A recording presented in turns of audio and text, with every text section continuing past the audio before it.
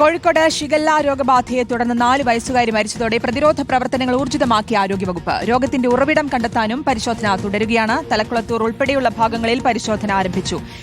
കിണറുകൾ super chlorination ചെയ്യാനും നിർദ്ദേശമുണ്ട്. തലക്കുളത്തൂർ സ്വദേശി ബബീഷിന്റെ മകൾ നിളയാണ് കഴിഞ്ഞ ദിവസം മരിച്ചത്. അഭിജിത്ത് മുഴക്കുന്നുണ്ട് വിശദാംശങ്ങൾ നൽകാൻ.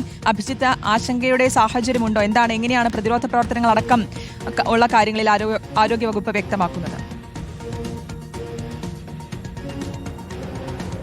ശ്രുതി, ആശങ്കപ്പെടേണ്ട സാഹചര്യമില്ല. മറ്റ് പ്രതിരോധ പ്രവർത്തനങ്ങളിലൊക്കെ ആരോഗ്യവകുപ്പ് കടക്കുകയും ചെയ്തിട്ടുണ്ട്. ഇക്കഴിഞ്ഞ തിങ്കളാഴ്ചയാണ് അത്തോളി സ്വദേശിയായ ബബീഷിന്റെ മകൾ നിളയ്ക്ക് പനിയുണ്ടാകുന്നത്. ഉടൻ തൊട്ടടുത്തുള്ള ആശുപത്രിയിലേക്ക് എത്തിച്ചു.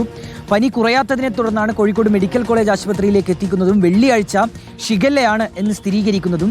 എന്നാൽ കുട്ടിയുടെ ജീവൻ രക്ഷിക്കാൻ കഴിഞ്ഞില്ല. ഇന്നലെ രാവിലെ 10 മണിയോടുകൂടി നിളയുടെ മരണം സ്ഥിരീകരിക്കുകയും ചെയ്തു. ഇതിലിപ്പോൾ പ്രതിരോധ പ്രവർത്തനങ്ങൾ അത് ഊർജിതമായി മുന്നോട്ട് കൊണ്ടുപോകുന്നു ആരോഗ്യവകുപ്പ്. എങ്ങനെയാണ്, ഏതാണ് ഇതിന്റെ ഉറവിടം എന്നുള്ളത് കണ്ടെത്താനുള്ള ശ്രമമാണ് ഇപ്പോൾ പുരോഗമിക്കുന്നത്. തലക്കുളത്തൂർ ഉൾപ്പെടെയുള്ള ഭാഗങ്ങളിൽ ആരോഗ്യവകുപ്പ് ഇതിനോടകം തന്നെ ഊർജിതമായ പ്രതിരോധ പ്രവർത്തനങ്ങളിലേക്ക് കടന്നിട്ടുണ്ട്. കിണറുകളൊക്കെ സൂപ്പർ ക്ലോറിനേഷൻ നടത്താനുള്ള നിർദ്ദേശം കൂടി ഈ ഘട്ടത്തിൽ വരുന്നുണ്ട്.